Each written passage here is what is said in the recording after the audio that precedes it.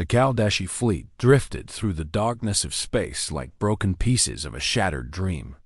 12 colony ships that had once been symbols of pride, now held together by emergency repairs and desperate hope. Commander Viksha stood on the bridge of the lead vessel watching the viewscreen display their dwindling fuel reserves and wondered how his people had fallen so far so fast. 3 months ago, the Kaldeshi Empire had controlled 15 star systems and commanded respect across 3 sectors of the galaxy. Their warrior traditions stretched back 10,000 years, and their military academies had trained officers for a dozen allied species. Then the Zarthan Collective came with their fusion bombs and stellar converters and turned the Kaldeshi homeworld into a radioactive tomb in less than a week. Vetsha remembered the evacuation, remembered choosing who would live and who would stay behind, remembered the faces of warriors who volunteered to hold the line knowing they would never see stars again. He remembered his daughter pulling at his uniform, asking where Mother was, and having no answer because Mother had been in the capital. When the first bombs fell, 40,000 souls. That was all that remained of a species numbering in the billions. 40,000 refugees cramped into ships designed for cargo, not families. Children sleeping in corridors and elders rationing water, and everyone pretending they had a future. Somewhere the Galactic Council had seemed like salvation at first. Veksha had approached them with hope despite his pride. Surely the elder species, who spoke so often of civilization and order, would help a people facing extinction. Surely they would honor the treaties and mutual defense pacts the Kaldeshi had signed in good faith. The first species to respond was the Torvan Commonwealth. Their ambassador was a floating crystalline being who spoke in harmonious tones that somehow conveyed absolute rejection. They offered medical supplies and sympathy, but no sanctuary. Their worlds were full, they claimed, and their resources stretched thin, and really the Kaldeshi should have been more careful about making enemies of the Tsar than the Sofan Collective. Offered temporary shelter on a mining station for up to 5,000 refugees, but only if they agreed to indentured labor contracts. The proud Kaldeshi warriors reduced to mining ore for a species that had never won a single battle in their entire history. Veksha declined and tried not to show his rage species after species made similar offers or simply refused outright. The hive clusters said the Kaldeshi warrior culture was incompatible with their peaceful philosophy. The merchant guilds said they couldn't afford the economic disruption. The Zenith Ascendancy said nothing at all and simply closed their borders. Ambassador Thran Ka returned from each meeting with her head held high but her shoulders more slumped. She was old even by Kaldeshi standards and had served the Empire for 60 years, negotiating treaties and trade agreements. Now she spent her days begging for scraps and being turned away by species the Kaldeshi had once considered friends. There is one more option, she told Viksha after the 16th rejection. Her voice was steady, but her hand shook slightly as she pulled up a file on her datapad. The humans have requested to address our petition. Viksha felt something close to despair. Humanity was barely a century into galactic politics. They were seen as naive upstarts by most council members and as amusing curiosities by the rest. Their technology was generations behind the elder species, and their military was considered adequate at best. What could they possibly offer that the great powers could not? They want to help, Thrinka said, reading his expression. Or at least they want to try. The human ambassador was younger than Viksha expected. A woman with dark skin and eyes that seemed to see more than they should. Her name was Kaisha Martinez, and she spoke in clear Standard Galactic with only a slight accent from her native language. We've reviewed your situation. She began without preamble.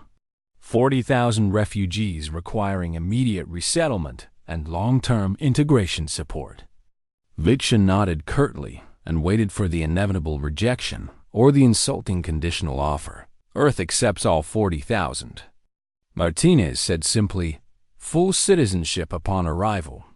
housing assistance, language education, job placement services, and cultural preservation programs. The silence in the diplomatic chamber was absolute. Even the translator devices seemed to pause in confusion before rendering her words into Chaldeshi. "You cannot be serious." The Torvan ambassador chimed in crystalline alarm. "Your world has no experience with refugee integration on this scale, and the Chaldeshi are warriors, not farmers or technicians." "We're quite serious," Martinez replied calmly. "And the Chaldeshi are people, which is all that matters for this discussion."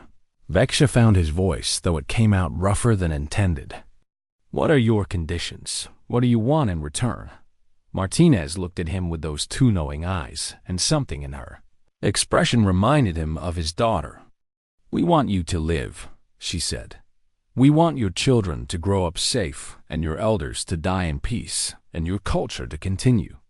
We want you to be our neighbors and our friends, and eventually our family, if you choose. Those are our conditions." "This is madness," the Sophan representative buzzed.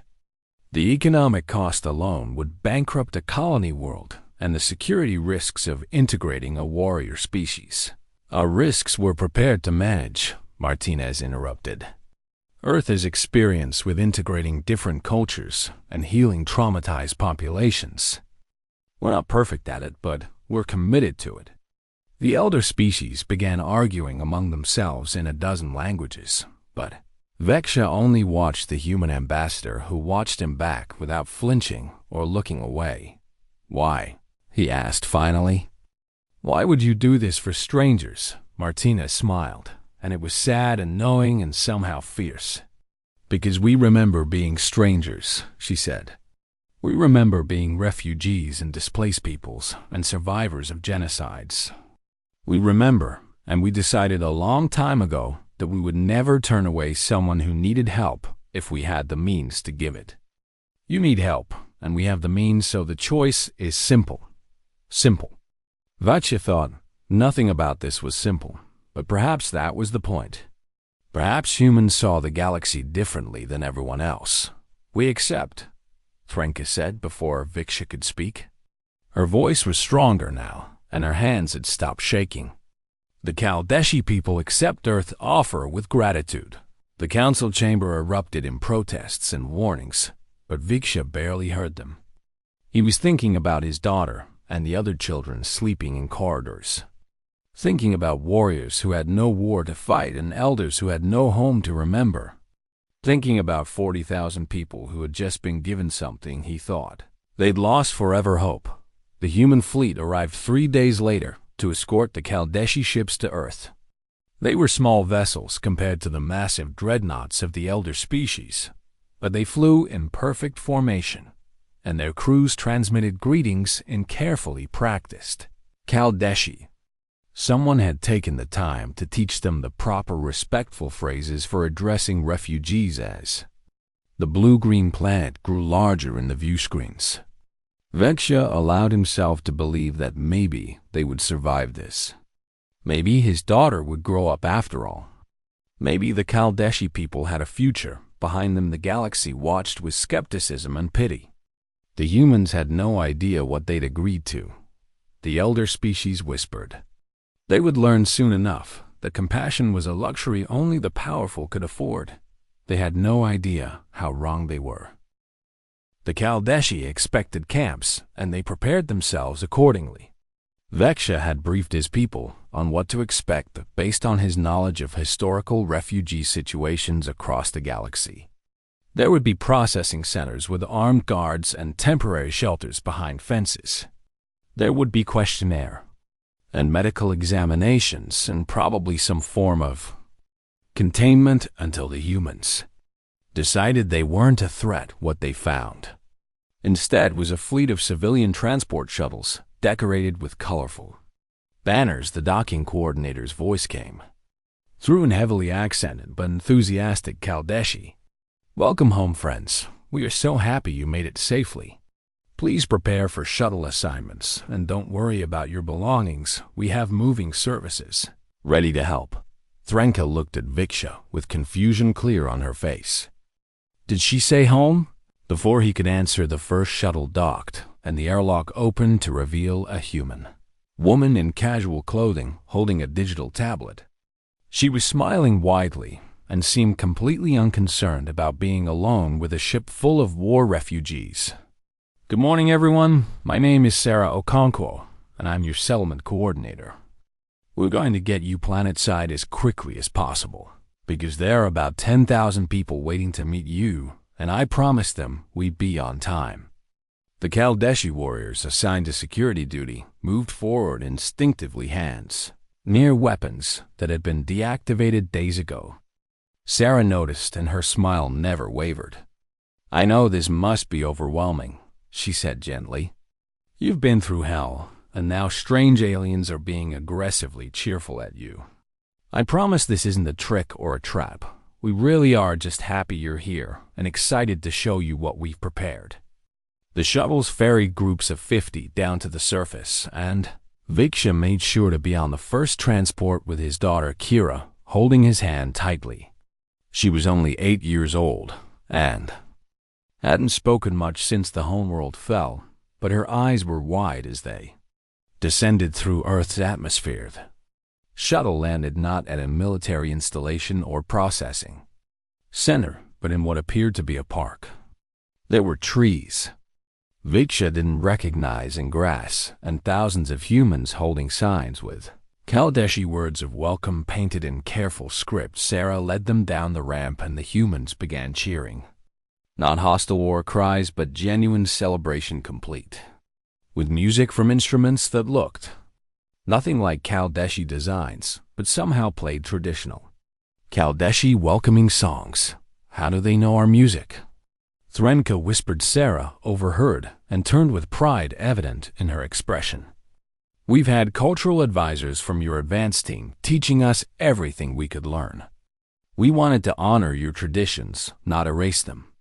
Also, the community choir has been practicing for 3 months, so please tell them they did okay, or they'll be devastated. A small human child broke from the crowd and ran up to Kira, holding out a stuffed animal that looked like something between a bear and the pets Kaldeshi kept on the homeworld. For you? The child said in careful Kaldeshi. So you're not scared?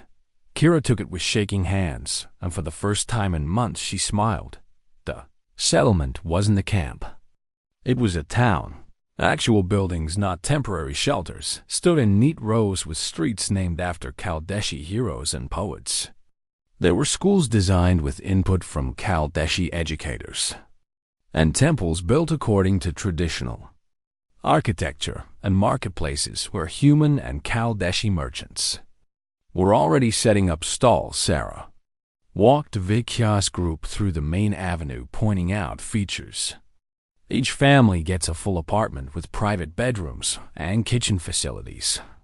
We know you value multi-generational households, so the larger units can accommodate up to 15 people. There are community centers in every district with translation services and job counseling and mental health support. Mental health support, one of the warriors repeated skeptically. Therapy, Sarah clarified. Counseling for trauma and grief and adjustment. We consulted with Kaldeshi psychologists to make sure our approaches would be culturally appropriate.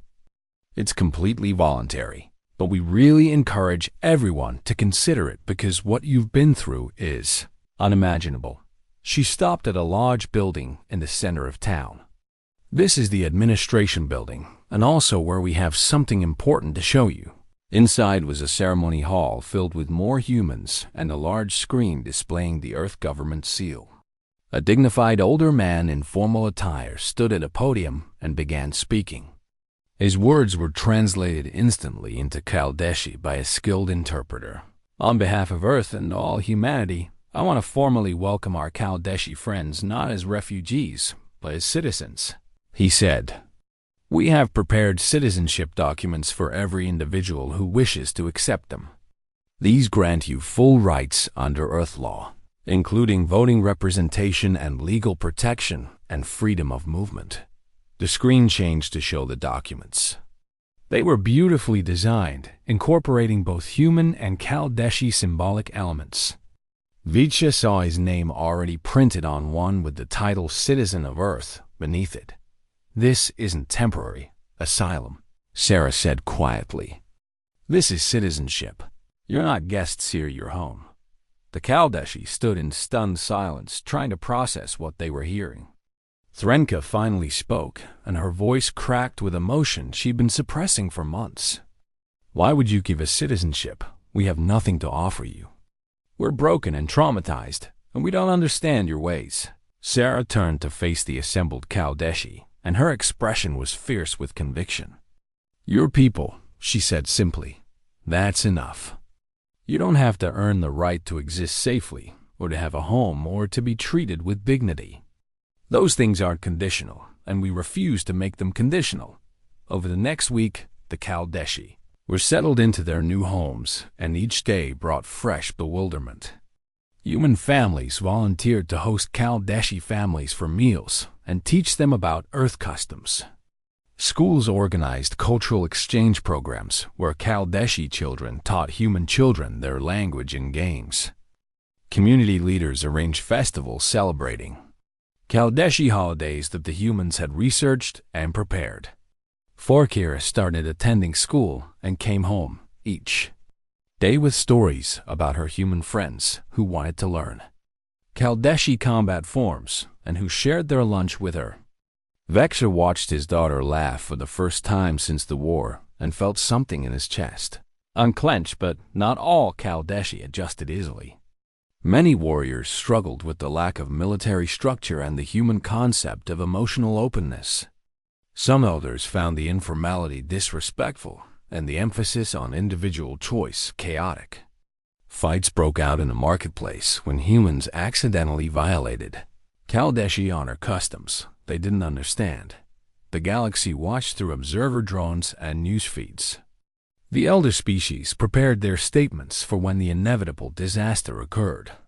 Humans were naive, they said. Compassion was weakness, and the Kaldeshi would never integrate.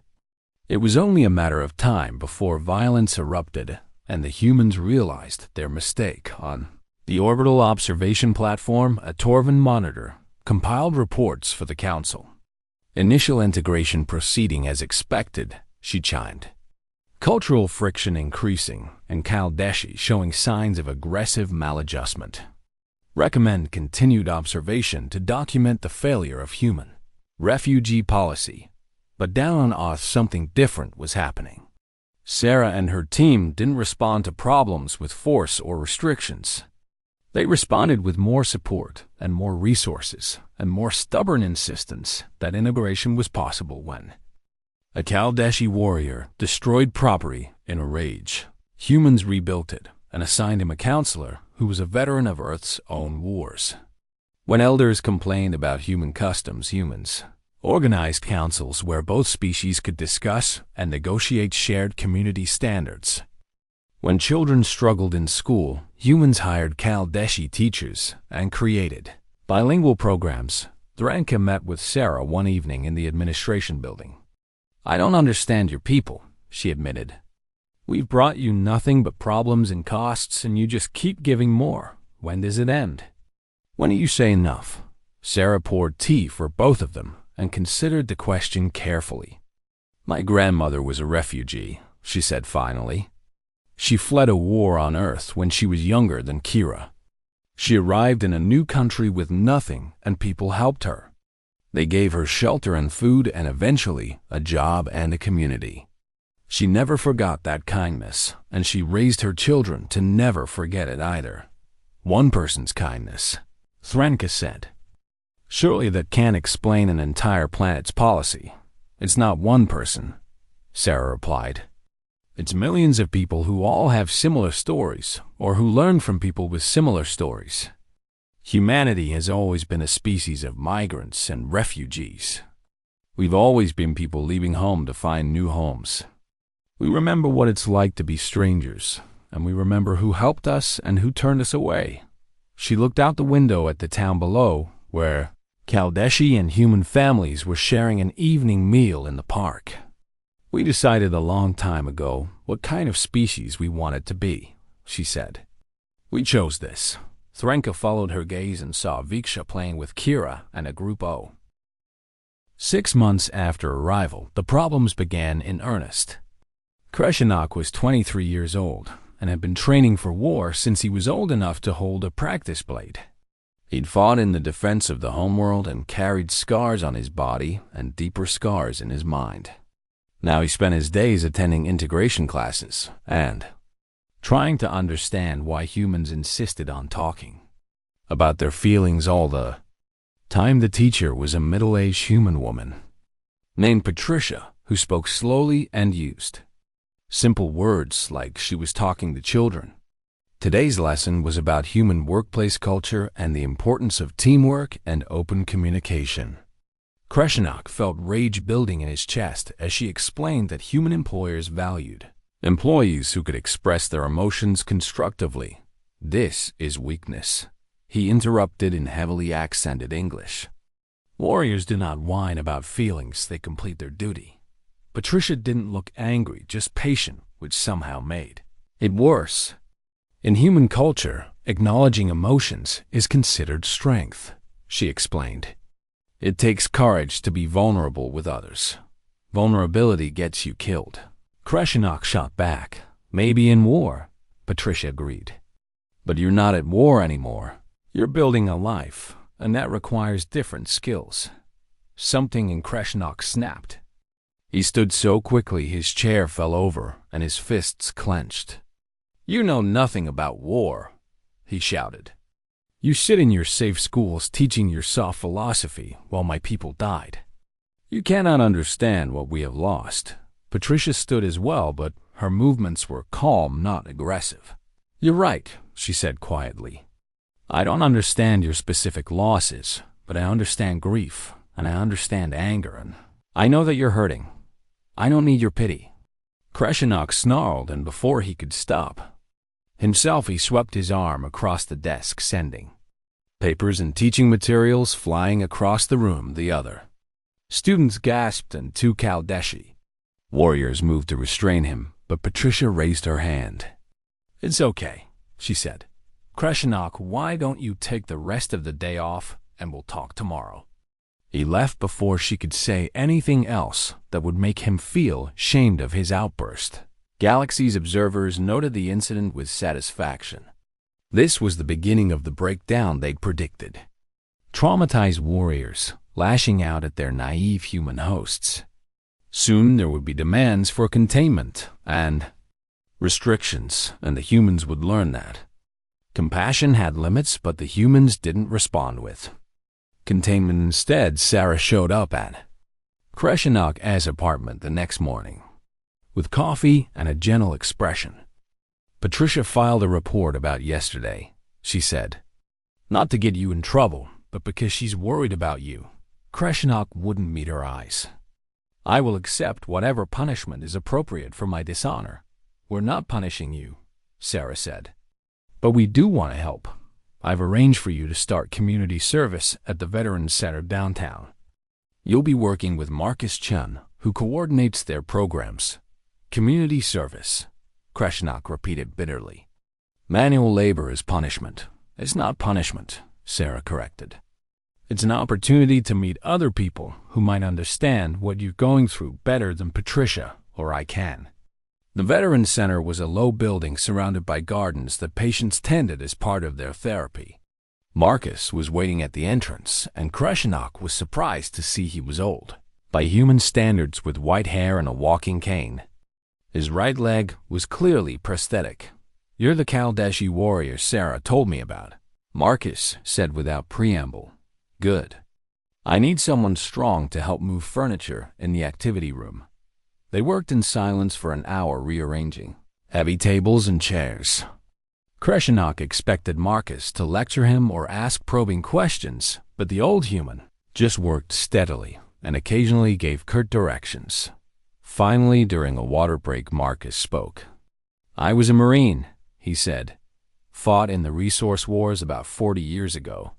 Saw action on 3 continents before an IED took my leg." Kreshenok looked at him with new respect. "You were a warrior." "Still am," Marcus replied. Just fight different battles now. You think war is the only thing worth fighting for? War is what I was trained for, Kreshenok said. It's what I'm good at. Marcus laughed, but it wasn't cruel. I said the same thing when I first got out. Thought I was useless without an enemy to fight. Took me years to realize I was wrong. How can protecting soft civilians compare to defending your homeworld? Kreshenok challenged. It doesn't compare, Marcus agreed. It's harder. Enemies are easy, you just point and shoot. Building a community, raising kids, helping traumatized refugees integrate into a new culture. That takes real strength. He gestured around the center where other veterans were, attending group therapy sessions and art classes. Every person here is fighting a war, he said. They're fighting PTSD and depression and survivor's guilt and the voice in their head that says they should have died with their brothers. You think that's easy? Kreshenok thought about his own nightmares and the guilt he felt for surviving when so many hadn't. No. So stop pretending your pain is special or that you're the only one who understands loss, Marcus said bluntly. Patricia lost her husband and 2 sons in the same war one fought in. She understands grief better than most. You disrespected her yesterday, not because she was wrong, but because facing your own pain is terrifying. The words hit Kreshenok like a physical blow. He wanted to deny it, but couldn't find the lie. Over the following weeks, Marcus put him to work at the center, and slowly, Kreshenok began to see what the old Marine meant. He met human veterans who woke up screaming from nightmares about battles fought decades ago. He met refugees from Earth's own conflicts who had rebuilt their lives from nothing. He met people who channeled their warrior spirit into protecting their communities and teaching the next generation. One afternoon, he was helping organize a youth martial arts class when a group of Kaldeshi and human teenagers arrived. They wanted to learn mixed combat styles, combining human and Kaldeshi techniques. Kreshenok found himself teaching them traditional forms and explaining the philosophy behind each movement. A human girl named Amy asked him about the scars on his arms. Did you get those in the war? He almost gave his standard non-answer, but something in her earnest expression stopped him. Yes, he said. In the final defense of my city. Were you scared? She asked, terrified. He admitted, surprising himself. But I fought anyway because my people needed me. That's so brave, Amy said with genuine admiration after class. Marcus found him. You're good with the kids. They ask too many questions. Kreshenok replied, but there was no heat in it. They're trying to understand, Marcus said. Just like you're trying to understand them. That's what integration means. It's not about becoming human. It's about building bridges across the settlement. Other Kaldeshi were slowly finding their own bridges. Elders who had initially rejected human casualness discovered that human respect was shown through actions, not just formal titles. They began teaching human students about Kaldeshi history and philosophy. Mothers who struggled with human parenting styles formed mixed support groups, where they could share concerns and solutions. Vesha took a position in the local government, helping coordinate Kaldeshi community needs. He worked alongside human officials and found that their informal approach to hierarchy actually allowed for more honest communication. Problems got solved faster when people could speak freely without worrying about offending superior officers. Kira thrived in school and became a bridge herself, teaching her Kaldeshi classmates how to navigate human social customs while teaching her human friends about Kaldeshi traditions. She organized a cultural festival where both species shared food and music and stories, but integration wasn't smooth or easy. There were still fights and misunderstandings and moments of deep frustration. A Kaldeshi merchant nearly started a riot when a human customer touched his merchandise before purchasing, which was deeply insulting in Kaldeshi culture. Human teenagers accidentally desecrated a Kaldeshi memorial site by using it as a shortcut. Each incident brought new challenges, and the galaxy watched, waiting for the humans to give up or crack down or admit defeat instead. Humans kept showing up with more patience and more resources and more willingness to adapt. They created cultural liaison positions held by both species. They organized regular community meetings where grievances could be aired and solutions negotiated. They invested in translation technology and cross-cultural education. Sarah met with Threnka monthly to assess progress. "It's messy," Sarah admitted during one meeting. "And sometimes I wonder if we're doing enough, or if we're making mistakes that will cause problems down the road." "You're doing more than any species in galactic history," Threnka said firmly. "The elder races would have given up months ago." "We're not trying to be heroes," Sarah replied. "We're just trying to do what's right." 8 months after arrival, Kreshnak received his certification as a youth counselor specializing in trauma and cultural adjustment. Marcus attended the ceremony with obvious pride. "Told you warriors fight different battles here." Kreshnak looked at his certificate and thought about the teenagers he was helping and the nightmares that were slowly becoming less frequent. "I'm beginning to understand." 2 years after the Kaldeshi arrival, Earth had settled into a new normal. The settlements were thriving, and mixed neighborhoods had developed organically as Kaldeshi families moved into human cities, and human families relocated to the original settlement towns. Kira was fluent in both languages, and her school had just won a regional academic competition with a mixed team. Then the Zarthan Collective filed their petition with the Galactic. Count Silviksha was in a meeting with human city planners when Sarah burst in with her tablet showing emergency council broadcasts. Her face was pale and tight with tension. "We need to talk privately." In her office, she pulled up the official Zarthan demand. The text was formal and wrapped in legal language, but the message was clear. The Kaldeshi refugees were wanted for war crimes prosecution, and the collective demanded their immediate extradition. "This is insane," Viksha said, reading through the charges. "These are fabrications. We were the victims, not the aggressors." "We know that," Sarah said. "Everyone knows that, but the Zarthan have influence on the council, and they're using legal procedures to legitimize genocide." The formal hearing was scheduled for 1 week, and the pressure began immediately. Torvan diplomats contacted Earth's government with friendly advice about the dangers of harboring criminals. The Sofan Collective suggested that surely Earth didn't want to risk war over 40,000 refugees. The Merchant Guild helpfully calculated the economic costs of a conflict with the Tsar. Then Threnke attended the preliminary council sessions and reported back with grim assessments. "The elder species are already preparing for Earth to comply," she told Viksha and Sarah. "They see it as inevitable. Humanity is too new and too weak to stand against the collective."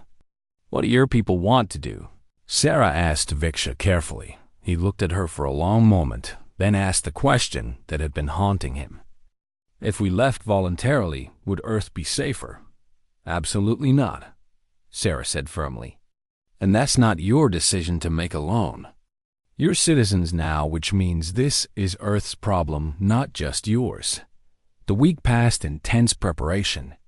Earth's diplomatic corps worked around the clock, building arguments and looking for precedents. Human lawyers collaborated with Kaldeshi legal experts to document the truth of what happened during the war. But everyone knew the council didn't care about truth or justice. They cared about stability and not angering the Tsar. Then Krashnok spent those days at the Veterans Center trying to keep busy, but unable to shake the feeling of impending doom. Marcus found him in the garden staring at nothing. "You think they'll hand us over?" Krashnok said. "I think the galaxy expects them to," Marcus replied. "But I also know humans, and we're stubborn as hell when we decide something matters. 40,000 refugees against galactic pressure," Krashnok said bitterly. "The math doesn't work in our favor. Since when do humans care about math?" Marcus said with a slight smile. The council hearing was broadcast across the galaxy, and every Kaldeshi household on Earth watched with held breath. The Tsar The representative was a tall being with multiple arms who spoke in clicking tones translated into smooth diplomatic standard. The criminals known as the Kaldeshi. Military leadership orchestrated attacks on civilian Zarthan installations, he claimed.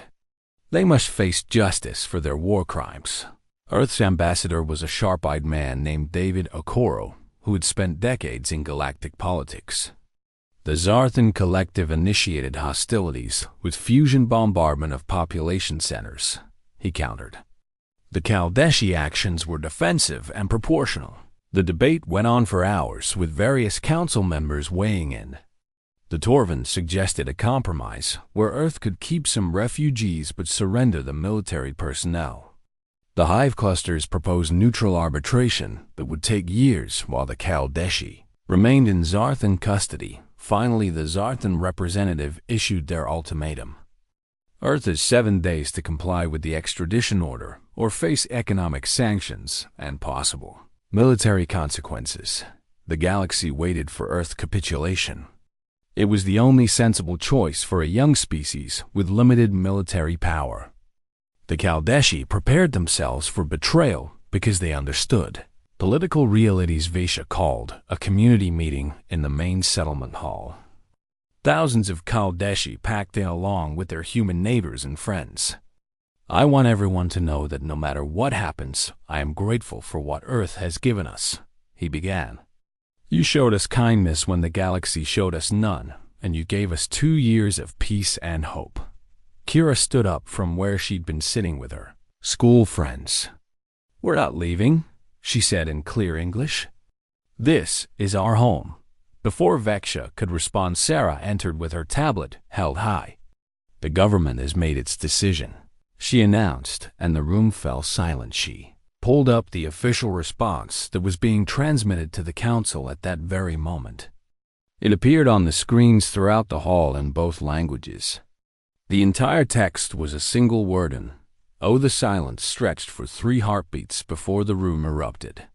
Humans cheering, and Kaldeshi staring in disbelief, and everyone talking at once. Sarah waited for quiet, then continued. The full statement clarifies that the Kaldeshi are Earth citizens protected by our laws, and we do not extradite our people to face show trials and execution. We further state that any attempt to take them by force will be considered an act of war against Earth. Krashenok found himself standing without realizing he'd moved. Earth cannot win a war against the Zarthan, he said, and his voice carried in the shocked quiet. Probably not, Sarah agreed. But we're not going to hand you over to save ourselves. You're ours now, and we protect our own. The response went out across the galaxy, and the reaction was immediate. The Zarthan began mobilizing their fleet. The elder species condemned Earth's recklessness. Political analysts gave humanity weeks before they were forced to capitulate. Betting markets opened on how quickly Earth would fold, but Earth didn't fold. Instead, they mobilized every ship they had. The fleet was small by galactic standards, maybe 200 vessels total, but the human crews prepared for war with grim determination. More shocking was what happened in the settlements. Kaldeshi warriors, who had spent 2 years learning to be civilians, began volunteering for Earth's defense forces. Krashenok was one of the first to arrive at the recruitment center. The human officer looked uncertain. We appreciate the offer, but you're civilians now. We can't ask you to fight. You're not asking, Krashenok replied. We're telling you that if you're going to defend us, then we're going to defend with you. We're warriors, and this is our home too. By the end of the day, 3,000 Kaldeshi had volunteered. Veksha pulled strings to get himself assigned to fleet coordination, using his experience from the Kaldeshi military. Even Threnka demanded a position in diplomatic support. The training was rushed and chaotic. Kaldeshi warriors learning human weapon systems, while human pilots learned Kaldeshi combat tactics. Marcus came out of retirement to help coordinate the integration of mixed units. This is insane, a human pilot named Rachel said during a joint training exercise. 2 years ago, you were refugees, and now we're flying combat formations together. 2 years ago, you welcomed us when the galaxy turned away, Krishnok replied. Now we stand together. The Zarthan fleet arrived at Earth's border 3 weeks after the ultimatum. They expected to find a desperate planet ready to negotiate. Instead, they found a defensive line of human ships with Kaldeshi warriors serving alongside human crews. The collective commander broadcast on open channels. This is your final opportunity to comply with the Council's extradition order. Earth's fleet admiral was a veteran named Chun, who happened to be Marcus's nephew. His response was broadcast across the galaxy. This is Admiral James Chun of the Earth Defense Force.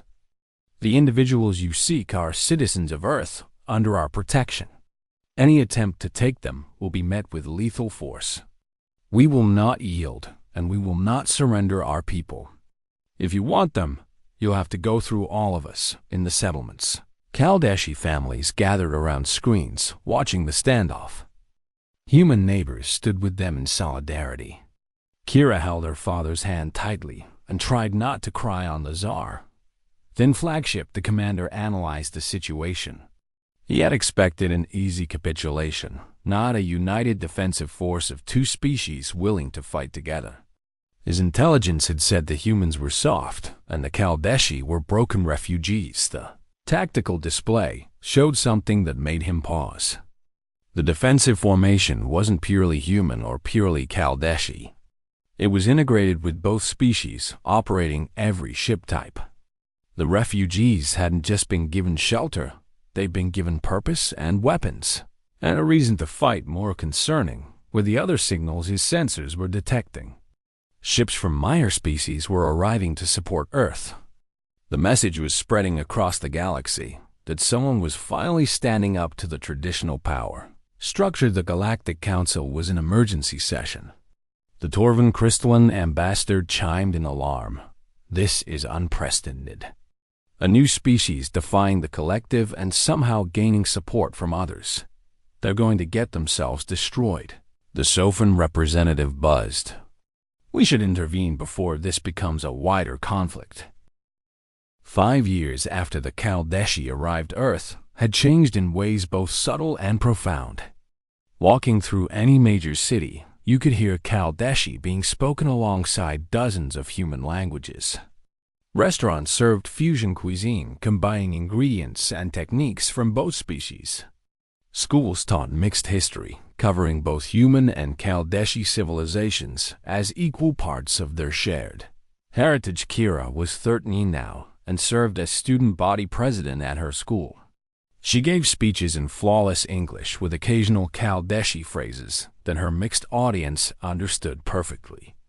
Her best friend was a human girl named Sophie, who wanted to be a xenobiologist and studied Kaldeshi anatomy with the same enthusiasm. Kira studied human literature of Asia, risen to become deputy minister of integration, working directly with human officials to refine refugee settlement policies. Earth had accepted 3 more refugee groups in the years since. The Kaldeshi arrived, and each time the process was smoother and more efficient. The Kaldeshi experience had become a template. Krenok ran the Veterans Center now after Marcus retired for a second and final time. He worked with traumatized refugees from multiple species and trained new counselors in the techniques he'd learned. His staff was mixed human and Kaldeshi, and they handled cases that would have seemed impossible 5 years ago. The galaxy had been forced to reckon with what happened. You couldn't ignore 40,000 refugees becoming productive citizens or integrated military units, fighting side by side, or a new species willing to go to war to protect people who weren't their own. The old assumptions about practical self-interest and necessary cruelty were being challenged. Jedranich attended a Galactic Council session where they were debating new refugee protocols. She was there as Earth's senior advisor on Kaldeshi affairs, and she took a certain satisfaction in watching the elder species squirm as they tried to explain why they couldn't do what humans had done. The economic costs are simply too high, the Torvan ambassador chimed. Earth is a wealthy planet with resources to spare. Earth's GDP is middle range by galactic standards. Threnka replied calmly. We succeeded because we chose to prioritize people over profit margins. Any species could make the same choice. The cultural incompatibilities are insurmountable. The Sophan representative insisted. Warrior species cannot integrate into peaceful societies. I am a warrior. A voice interrupted, and Kreshinok stepped forward from the observer section. I also counsel refugee children and teach conflict resolution and serve my community in peacetime. Humans didn't change what we are. They gave us new ways to express it. The debate continued, but something had shifted. The old certainties about what was possible or practical were crumbling under the weight of evidence from Earth in the settlement that had grown into a thriving town. The community was preparing for their annual Unity Festival. It had started as a simple celebration of the first anniversary of arrival, but it evolved into a major cultural event. Drawing visitors from across Earth and beyond, Sarah supervised the preparations with the help of dozens of volunteers, both human and Kaldeshi. The festival had become too large for any one person to manage alone, but that was part of its beauty. It belonged to everyone now. Young Kaldeshi approached her nervously. Coordinator Okonkwo, I have a question about the historical display. Sarah smiled at the title she hadn't officially held in years. I'm just Sarah now, but what's your question? We're showing images from the arrival, the young man explained. But some of them show how scared we were and how uncertain. Should we include those, or just show the positive moments? Sarah considered this carefully. Show everything, she said. The fear and the uncertainty and the struggles. Those are part of our story too. We didn't get here by pretending it was easy. We got here by doing the work even when it was hard. The festival opened with traditional Kaldeshi ceremonies led by elders, who had once doubted they would ever perform them again. Human children participated alongside Kaldeshi youth in ritual dances that had been carefully taught and respectfully. Learned Veksha gave a speech to the assembled crowd that numbered in the tens of thousands. 5 years ago, we arrived as broken refugees with nothing but hope, he said. We expected camps and restrictions and eventual rejection because that was all the galaxy had shown us. Instead, we found something we didn't have words for in our language. He paused and switched to English. We found home, he continued, not because Earth gave us shelter, but because humans gave us belonging. They didn't try to fix us or change us or make us into something we weren't. They met us where we were and walked with us toward where we wanted to be. The crowd erupted in applause, and Kira stood with her friends cheering for her father later. That evening, Sarah found herself sitting with Threnka, watching the celebration from a quiet corner. Do you remember when I said I didn't understand your people? The old Kaldeshi said, I remember. I understand now, Threnka continued. Or at least I understand better. You don't see helping others as transactional. You see it as essential to who you are. We're not perfect at it, Sarah cautioned. We make mistakes and sometimes we fail, and we still have people who resist change. But you keep trying, Threnka observed. That's what makes the difference. The next morning, 3 ships arrived carrying refugees from a species called the Minari. Their homeworld had been destroyed by a natural disaster, and they needed emergency shelter for 15,000 survivors. Earth's response was immediate. Visha mobilized the integration protocols. Kreshinok prepared counseling services. Sarah coordinated with the Kaldeshi community to share their experience and insights. The Minari arrived expecting temporary camps. Instead, they found Kaldeshi volunteers who had been refugees themselves offering guidance and support. They found human families eager to help and communities ready to welcome Thema. Minari Child asked Kira why humans were being so nice. Because you need help, Kira explained in the Minari language she'd been studying for the past month. And because someday when we need help, we hope someone will do the same for us. The elder species watched this pattern repeat and began to realize what they were witnessing. This wasn't a one-time exception or a temporary surge of idealism. This was becoming humanity's signature. They welcomed refugees not despite the costs, but because they believed it was right. Some species began to emulate the model. The hive clusters opened their borders to a small group of refugees and created integration programs based on Earth's template. Even the Torvan began discussing refugee acceptance, though they complained endlessly about the expense. But most interesting was what happened to the younger species and the smaller civilizations. They had been watching Earth's radical welcome and learning that another approach was possible. You didn't have to choose between security and compassion. You could build systems that honored both. A coalition formed of species committed to refugee rights and integration. Earth didn't lead it officially, but everyone knew the inspiration came from the Kaldeshi experience. Threnka represented Earth at the founding ceremony and spoke about the power of choosing kindness over convenience. The Jarthan Collective quietly withdrew from several council votes related to refugee policy. They had learned that the political cost of opposing humanitarian efforts was higher than they'd calculated.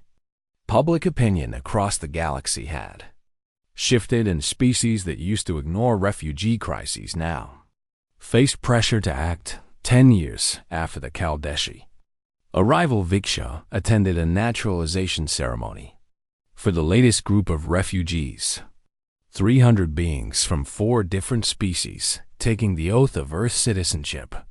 He watched them receive their certificates with the same beautiful design, incorporating symbols from all the cultures that now called Earth home. Kira was there filming for a school documentary project.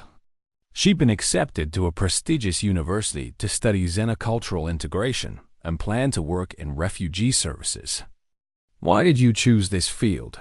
her interview subject asked. "Because I was a refugee," Kira explained. "And I remember being terrified and lost, and then I remember humans showing me that I belonged here. I want to do that for others." That evening, the community gathered for a simple meal, and Kreshenak found himself sitting between Marcus, who had come out of retirement yet again, for the ceremony, and a young Minari counselor he was training. "You ever think about how strange this all is?" Marcus asked. 10 years ago, the galaxy thought Earth was insane, and now we've got species copying our homework. We proved something they thought was impossible, Kreshenak replied. "We showed that different species can build a real community, not through force or assimilation, but through mutual respect and stubborn effort." Human child ran past chasing a Kaldeshi child, who was chasing a Minari child in some complex game they'd invented together. They were speaking a mixture of all 3 languages, and clearly having the time of their lives. Sarah watched them with satisfaction. "You know what the galaxy got wrong?" she said to no one in particular. "What's that?" Veksha asked. "They thought the camps were inevitable," she explained. "They thought you had to control